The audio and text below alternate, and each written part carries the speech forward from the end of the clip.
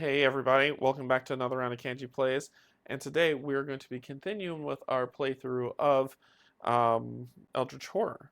Now we selected where the starting encounter would be. We spawned the gates, we got everything set up for us to get ready to play, and finally, in the final, to kick things off, we need to start by revealing our first mystery of Cthulhu. Let's take a look and see what it is. Threatening seas. All across the world, storms have formed over the many submerged cities that deep ones call home, such as Ycanthale and Akuyithol. When this card enters play, each investigator places one Eldritch token on the nearest sea space that does not contain an Eldritch token. As an encounter, an investigator on a space containing an Eldritch token may attempt to prolong Cthulhu's suffering by checking a lore test -1 die. If they pass, they may spend one clue and discard one spell to place the Eldritch token on this card.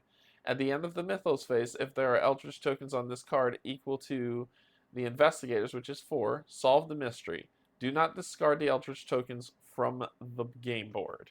Okay, we've placed out those Eldritch tokens. The closest one to Buenos Aires is here, or these locations, but I put it here. Actually, I might switch that and I'll put it here. The next location, which is Arkham, will be here, which is the closest, here, which is the closest to him. London will be here, and then the closest to Shanghai actually is through Tokyo to this space, which is just 2 hops, where this one is 1, 2, then 3 hops, or anywhere in between. So there is that sea space that is covered up with all of them on there. So we need to spend the clue and discard a spell. So we need spells, we need clues, and we need to get this going as best as we can. All right, so we're ready to begin. It's going to be Bob Jenkins' turn to start off since he's the lead investigator. I believe what Bob's going to do on his turn, so we need clue spawn, we need spells. These two are in kind of like the prime space. So Bob is actually going to try to gain something from this location from the reserve. Bob has an influence of 4, so he's going to roll 4 dice, and we're going to see how Bob does. All right, so Bob's going to roll 4 dice and see how well he does. So he's got, so Bob's got 1 success, 2 success, a partial, and a partial. That's 3 successes total that he picked up. And now Bob has 3 money to spend at the reserve to see what he's going to get, what he's going to put into his lovely hand. The first thing he's going to purchase is he's going to grab the private investigator as an ally.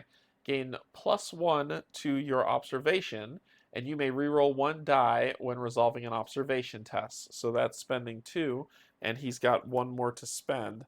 But there is nothing else that's on the board that costs 1 more, so that is all he's going to have. So great roll, Bob, for your first one. So refilling the reserve, it's still at 2, 2, 3, 3. A lot of expensive things to pay for, but Bob now has a private investigator with him that raises his observation, which is fantastic. All right, Bob has 1 more action. I believe what Bob's going to do is Bob is going to gain a ship ticket, and that is what he is going to purchase, and that'll be the end of his turn. So we'll flip him face down, saying that he's complete. Next up is Wilson Richards. So Wilson is going to want to get an incantation. He's going to want to get a clue. So I believe what Wilson's going to do on his, it says gain 1 asset of your choice with a value 1 from the reserve, or discard 1 card from the reserve and perform 1 additional action. Ooh, that's interesting. You may perform a rest action. I think Bob can get rid of this puzzle box to do an extra action.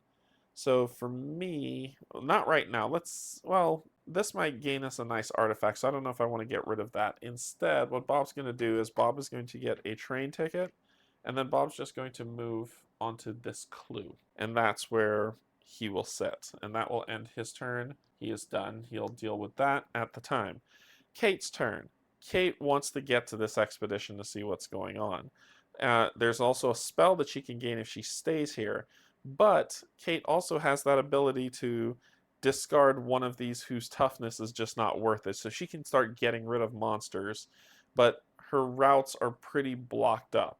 So instead, what she's going to do is just buy a ship ticket, and she is going to the Antarctic. And that is going to end her turn. Mandy Thompson's turn. Mandy can improve. She can defeat monsters.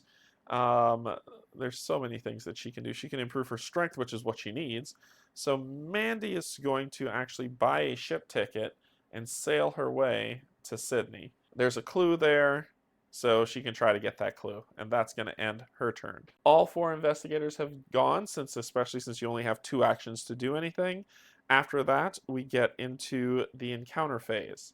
So any monsters, after all actions are done, we go to encounters. Anyone on a space with a monster would have to encounter that monster, but since no one is, we then go down the line to see who has to deal with what. For Bob Jenkins, he is in London, and so what Bob is going to do, and we'll just give this a quick shuffle, and then we don't have to do it anymore, is Bob is going to grab an encounter from London, and we'll see what Bob has to deal with. Impulsively, you look through the inspector's files while his back is turned. Spawn 1 clue in a space of your choice. Unfortunately, he sees you, and you'll need to fight your way out of Scotland Yard. Test a strength test. If you fail, gain a detain condition, and there is no shortage of police to arrest you. Oh no! First things first, I'm going to spawn a clue on Buenos Aires. Since it's a place of my choice, it'll be Buenos Aires where I'll be putting this clue. The second thing that we need to do is we need to do a strength test. Well, Bob's strength is 3, so Bob will be rolling 3 dice, and he just needs 1 success or he's in big, big trouble. So let's see how he does. Alright, so Bob is going to roll 3 dice. Let's see how he does with his rolls. He has a partial success, a 2, and a 1. Oh, Bob, you failed horribly. So Bob will gain a detained condition, and I believe that means that, yes, that is exactly what it means. A detained condition. Restriction. You cannot move or perform actions other than the actions on this card. Instead of resolving an encounter next time, you have to flip this over. So as my entire turn, I could just do that local action to see if I could test and pass to discard this card.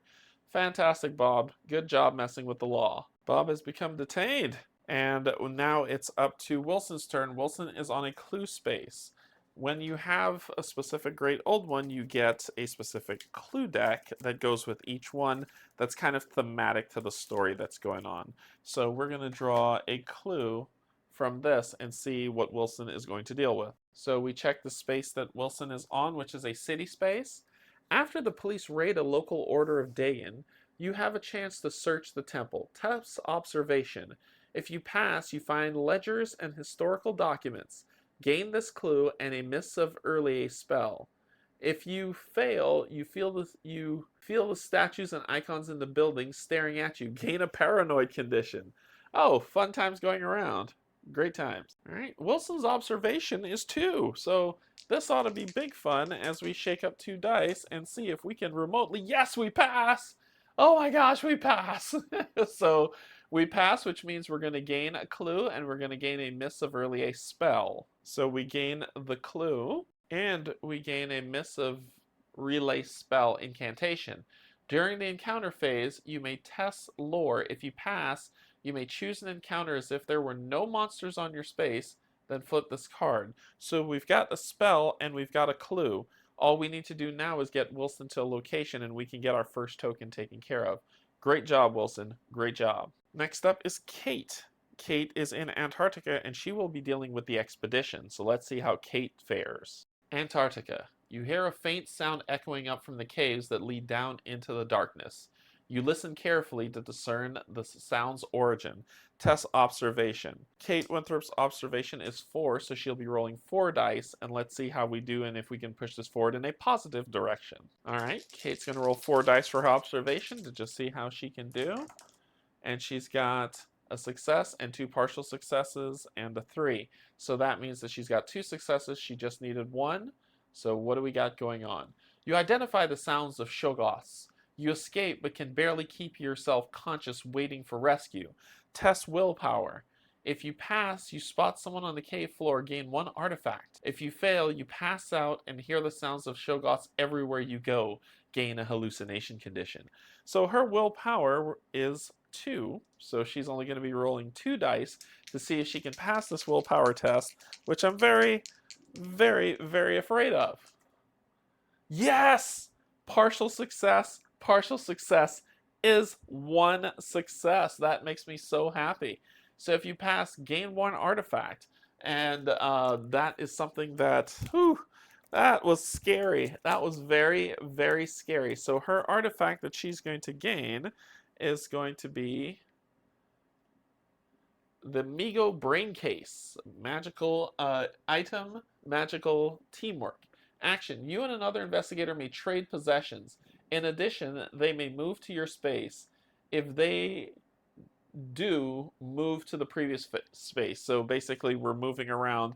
That's an interesting one to have as an item. I don't know if I can really use this one, but it's what we found in this artifact set. So great job, Kate. You did a fantastic job. All right, Kate completed it, and with that, the expedition shifted to the Himalayas as the next card that's the top of that deck. So Kate's done a good job so far. Now we're on Sydney, and we're with Mandy. So Mandy is going to draw a clue card. Oop, I kind of messed that up. Mandy's going to draw a clue card from the Cthulhu deck to see what it is. Mandy is on a city space. You ask Police Inspector John Legrasse about his experiences with the cult. Test influence -1, so her influence is 3, so she'll just be rolling 2 dice. If you pass, he gives you a file with information, gain this clue. If you fail, a cult member overhears him shouting at you, and you suffer with horrific dreams that night. Lose 1 sanity and gain a hallucination condition. Let's see if we can pass this, because this is a tough one. All right, so she is only going to be rolling 2 dice because it's influence minus, which is pretty scary, -1. So let's see how she does. Yeah, that's not good. That's not good at all. So she did not get the clue, which is not great. And she will suffer 1 sanity loss, and she's going to gain a hallucination condition because, you know, those are the best ones to get, right? A hallucination condition that makes you think you're going crazy. So she gains a hallucination. Hallucinations. If you say it enough, it just sounds weird. So madness. When you perform a rest action, you may roll 1 die. On a 5 or 6, discard this card. On a reckoning, you have to test willpower. If you fail, you flip this card over.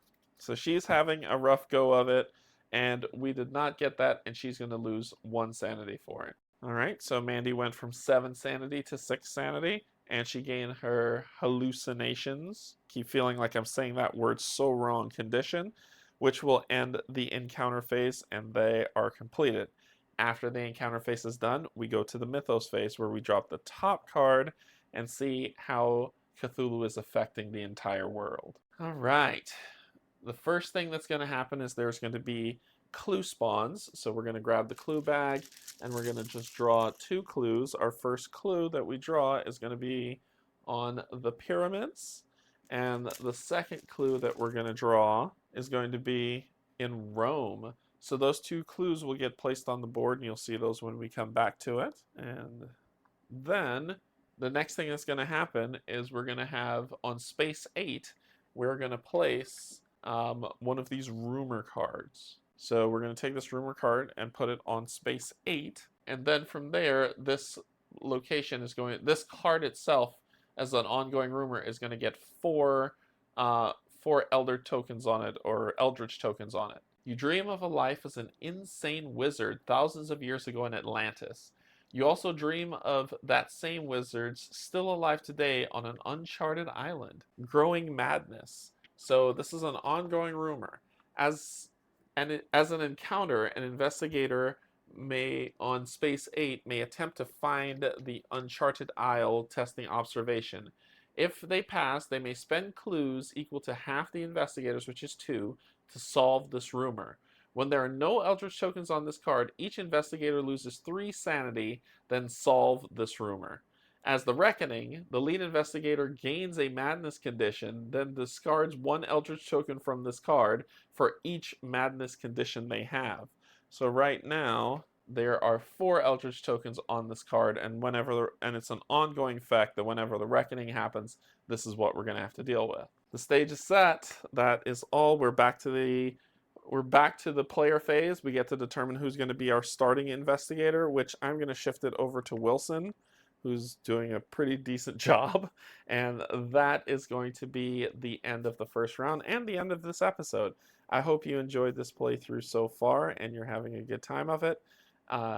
Yeah, if we'll continue on with the next episode and see how we go going forward. I love you. There's absolutely nothing you could do about it.